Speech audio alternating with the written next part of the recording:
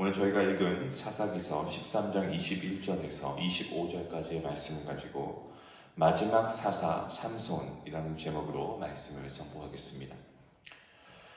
이 사사기에 등장하는 12명의 사사 중에서도 저희가 너무나 잘 알고 있는 가장 유명한 사사를 꼽으라고 한다면 바로 이 삼손일 것입니다.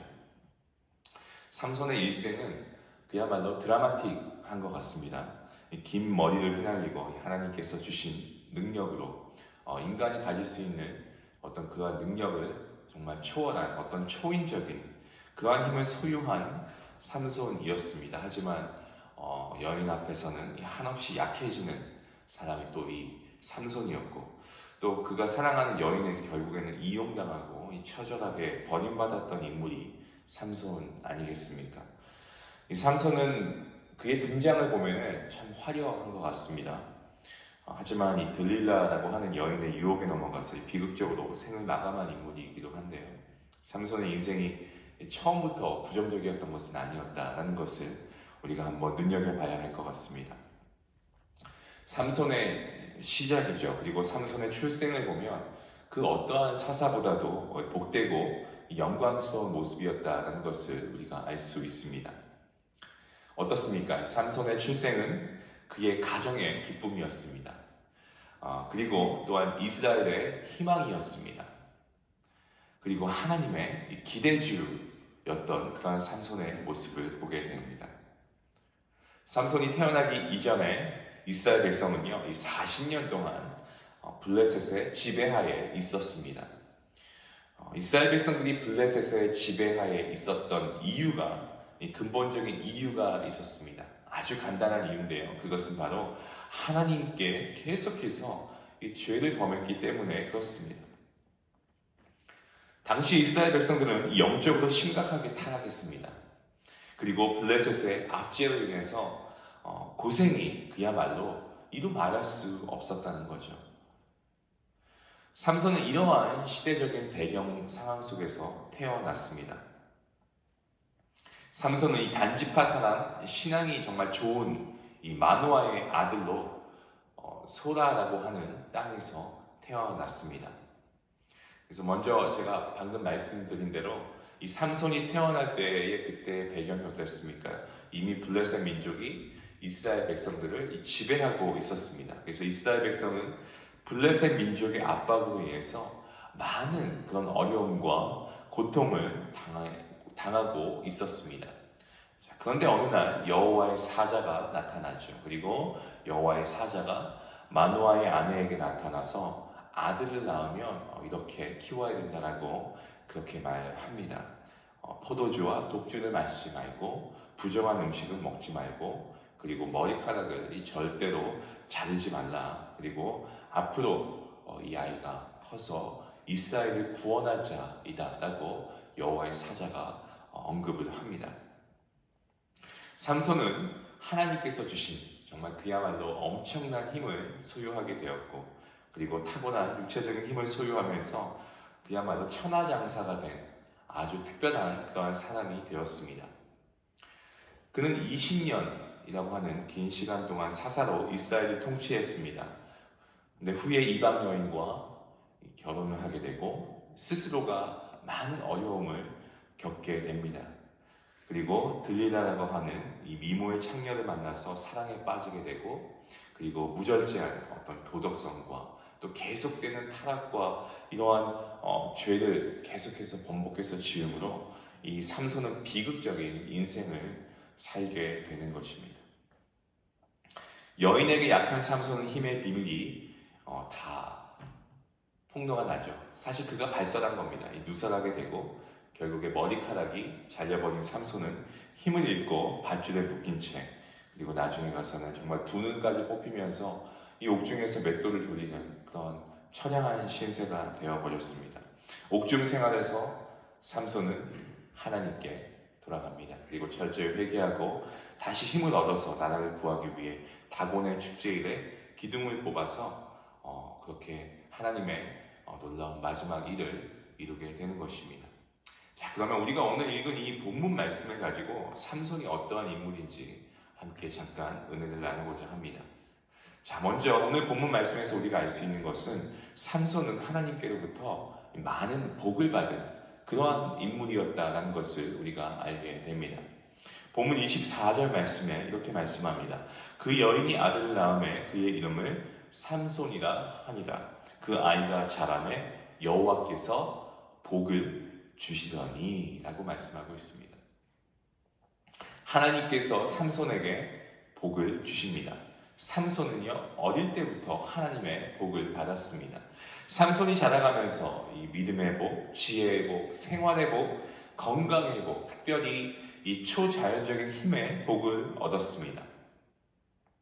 정말로 이 삼손은 하나님께 크나큰 복을 받은 그러한 인물이었다라고 말을 해도 과언이 아닐 것입니다. 하나님께서는 어떠한 사람에게 이 복을 주십니까? 시편 144편 15절 말씀에 이렇게 말씀합니다. 이러한 백성은 복이 있나니 여호와를 자기 하나님으로 삼는 백성은 복이 있도다 라고 말씀하고 있습니다. 여호와를 자기 하나님으로 삼는다. 이게 무슨 말씀입니까? 이 말씀은요, 오직 하나님만이 나의 주인이시다 라는 말씀입니다.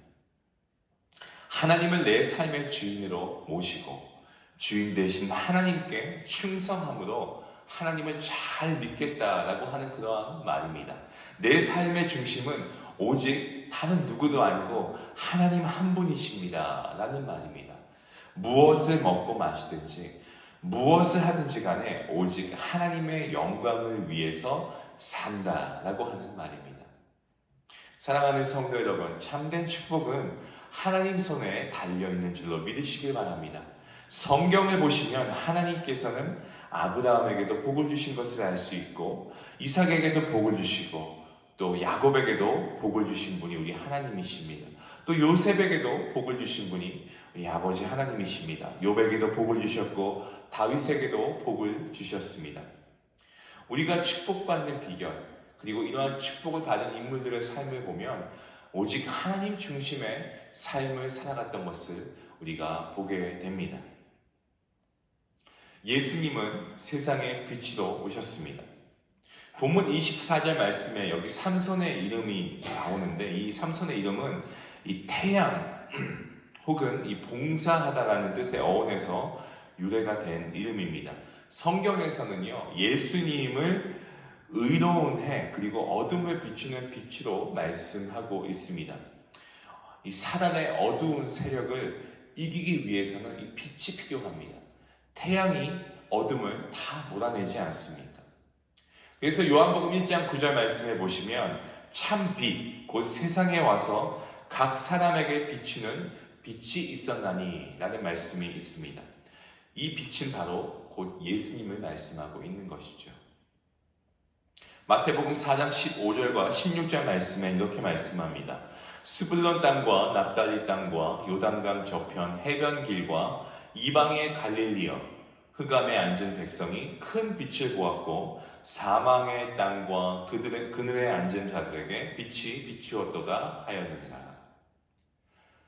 주님께서 가시는 곳마다 주님이 가는 곳은 어디든지 어둠과 슬픔에 있는 많은 사람들이 주 예수 그리스도를 만나서 이 광명의 빛을 보게 된다는 말씀입니다.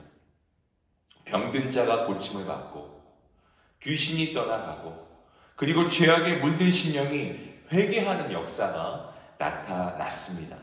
저녁에는 울음이 기숙할지라도 아침에는 기쁨이 올 것이다 라고 한 이 시편 기자의 찬송대로 이 빛 대신 예수님은 항상 그 빛을 비추셨고 기쁨과 소망을 주신 분이셨습니다. 삼손은 이러한 빛 대신 예수 그리스도의 예표입니다. 사랑하는 성도 여러분, 우리 모두가 예수님을 영접하는, 구주로 영접하는 그 순간부터 우리는 구원받은 하나님의 자녀가 되었음을 우리는 확신합니다. 우리는 구원받았고 영생을 선물로 받았습니다. 그리고 복음을 통해서 우리가 희망의 빛으로 다시 태어난 그러한 사람들입니다. 찬송가의 가사처럼 여러분 한 분 한 분이 빛의 사자인 것을 믿으시길 바랍니다.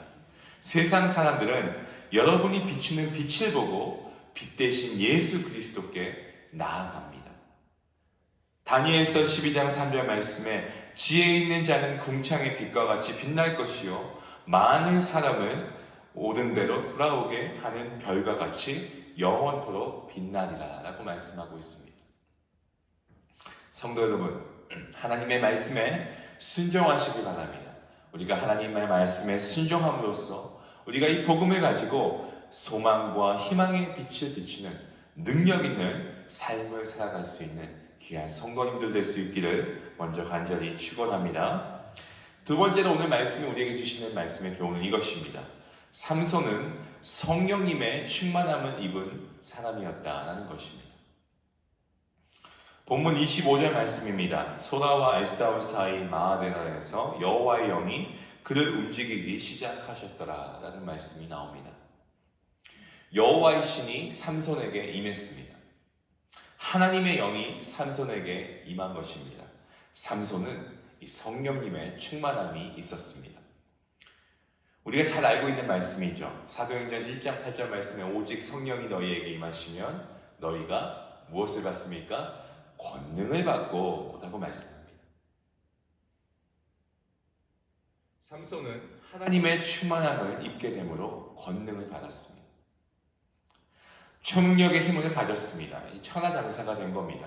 어떤 우연도 아니고 어떤 자연적으로 얻어진 힘이 아니라는 것입니다. 누가 이러한 힘을 주신 겁니까? 하나님께서 힘을 주신 겁니다. 그 힘으로 그는 20년 동안 이스라엘의 사사가 되어서 그의 나라 이스라엘을 구했습니다. 블레셋 민족이 삼손에게 벌벌 떨 수밖에 없었습니다. 아무도 이 삼손이라고 하는 인물을 대항할 엄두를 못 냈습니다.